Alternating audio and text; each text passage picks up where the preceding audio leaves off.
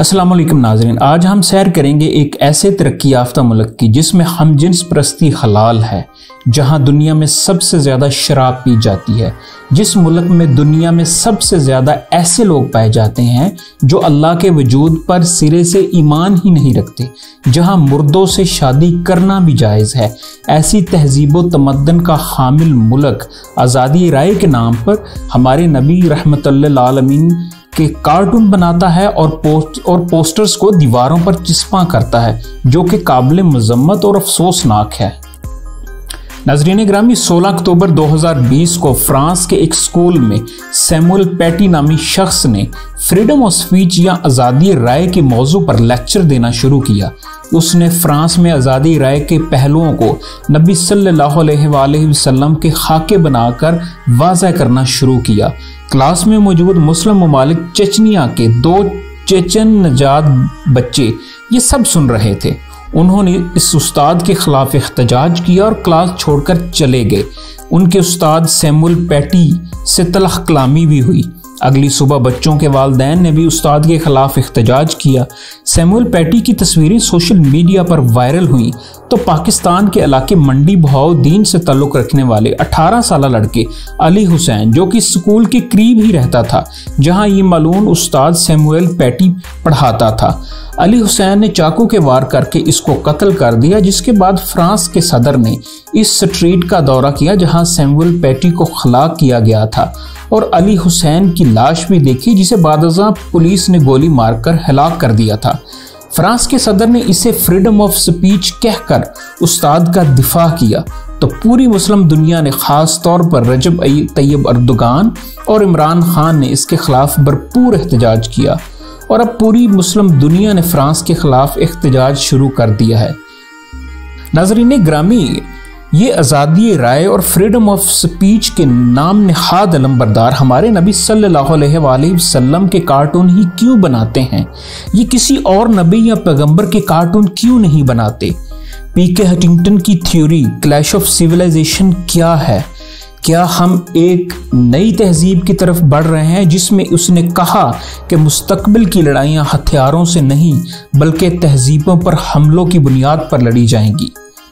तो आइए फ्रांस की सैर करते हैं और जानते हैं फ्रांस के खूबसूरत मकामात, लोगों के रहन सहन, रस्मो रिवाज और बहुत कुछ जो आपके लिए दिलचस्पी का बायस होगा। फ्रांस यूरोप का सबसे बड़ा मुल्क और चौथी बड़ी एटमी पावर है। कभी इसका दुनिया के 8% हिस्से पर कब्जा होता था। ये मशरकी और मगरबी यूरोप में वाक़या एक खूबसूरत मुल्क है। इसके हमसाया ममालिक में Germany, Spain, Switzerland, Belgium, Italy और लग्जमबर्ग शामिल हैं। 2020 के सर्वे के मुताबिक इसकी आबादी 6 करोड़ 70 लाख अफराद पर मुश्तमिल है और ये दुनिया का 20वां बड़ा मुल्क है, जबकि इसका रकबा 6,40,689 मुरबा किलोमीटर है और ये रकबे के एतबार से 42वां बड़ा मुल्क है। यहाँ 50% आबादी ईसाइयत, 40% आबादी ऐसी है जो किसी मजहब को मानते ही नहीं और 4% आबादी मुसलमानों की है और इस्लाम यहाँ पर तेजी से फैलता हुआ मजहब है। फ्रांस के बड़े शहरों में पेरिस, वेनिस, लियोन और खुशबुओं का शहर पेरिस है, जो कि आज भी फैशन की दुनिया का एक आइकॉन कहलाता है। सबसे बड़ा शहर है और फ्रांस का दारुल हुकूमत भी है। इसकी आबादी 2.2 मिलियन है, यानी 22 लाख अफराद पर मुश्तमिल। नाज़रीन, मशहूर ब्रांड्स चैनल्स, हम, डॉयर, लुइस वुल्शन, गिवेंची, कार्टियर और इसके अलावा बहुत से ऐसे मशहूर ब्रांड्स फ्रांस से ताल्लुक़ रखते हैं। फ्रांस को खुशबुओं का शहर भी कहा जाता है। इसके पीछे भी एक कहानी है। फ्रांसीसी लोग कदीम ज़माने में नहाते नहीं थे और कई महीने एक ही कपड़े पहनते थे, इसलिए इनसे बदबू आती थी और इसी बदबू को ख़त्म करने के लिए उन्होंने परफ्यूम ईजाद की और आज पूरी दुनिया में फ्रांसीसी परफ्यूम्स मशहूर हैं। फ्रांस एक खूबसूरत कुदरती हुस्न रखने वाला मुल्क है। हर साल तकरीबन 87 मिलियन लोग फ्रांस का सफ़र करते हैं। शोल्डर सीज़न, जो कि मई से जुलाई के दरमियान होता है, दुनिया भर से सियाह शोल्डर सीज़न में फ्रांस का सफ़र करते हैं। अगर आप भी फ्रांस का सफ़र कर रहे हैं तो अपने साथ मखसूस ई टाइप प्लग्स ज़रूर रखें, क्योंकि ये ख़ास प्लग्स हैं जो कि फ्रांस में चार्जिंग के लिए इस्तेमाल होते हैं।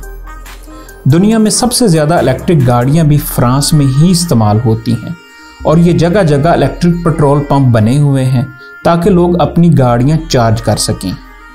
दुनिया में सबसे पहले सोलर प्लेटों के ज़रिए बिजली भी फ्रांस में ही पैदा की गई।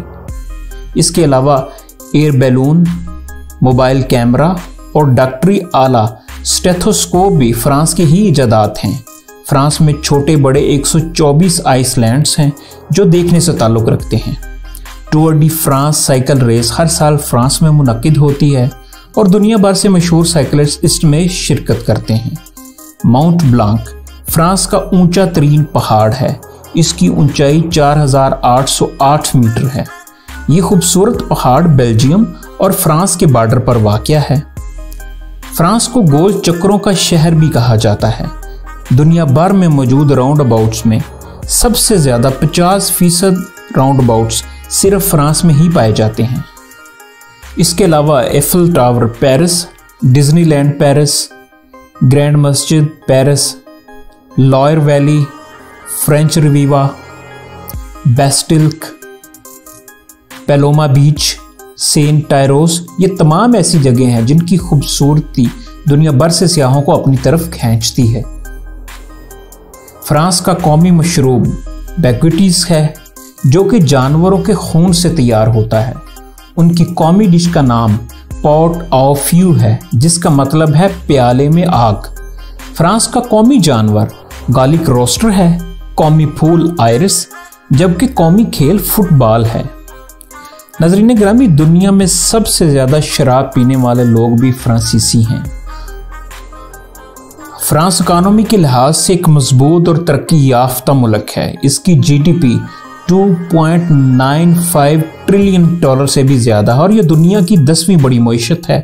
ये G20 का मेंबर भी है। इसकी मईशत का इन्हिसार इंडस्ट्री, प्रोडक्ट्स और ज़राअत पर है, जबकि टूरिज्म भी एक मनी मेकिंग इंडस्ट्री है।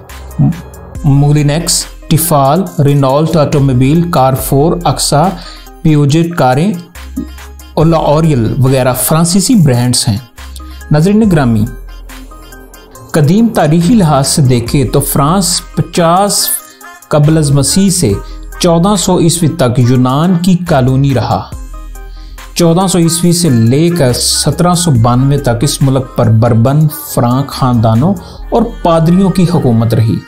1789 से 1799 तक के दौर को इनकलाबे फ्रांस कहा जाता है और इस दौरान फ्रांस में पादरियों की हुकूमत के खिलाफ इख्तिजाज शुरू हुआ। इस इख्तिजाज की वजह गुर्बत, करप्शन और टैक्स थे।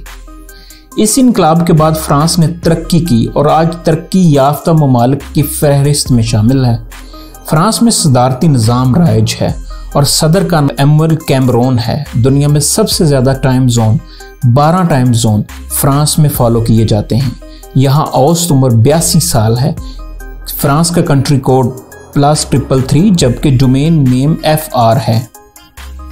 नजरीन ग्रामी, अक्टूबर 2020 में होने वाले वाक़े के बाद दुनिया भर में फ्रांसीसी ब्रांड्स का बाइकआउट जारी है और चंद मुस्लिम ममालिक ने अपने मॉल्स की शॉपिंग शेल्फ से फ्रांसीसी मसनूआत उठाना शुरू कर दी हैं।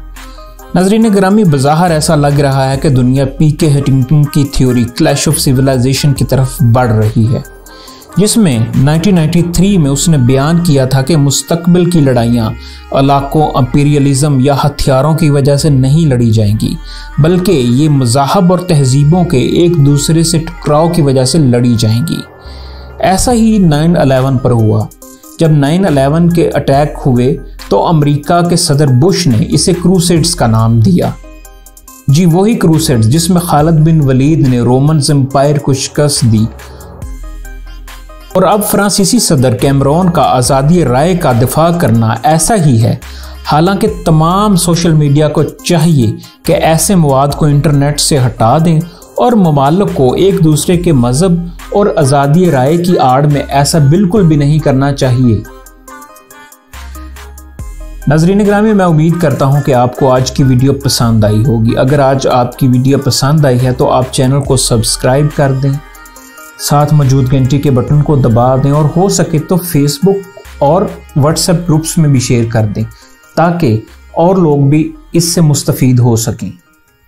अस्सलाम वालेकुम।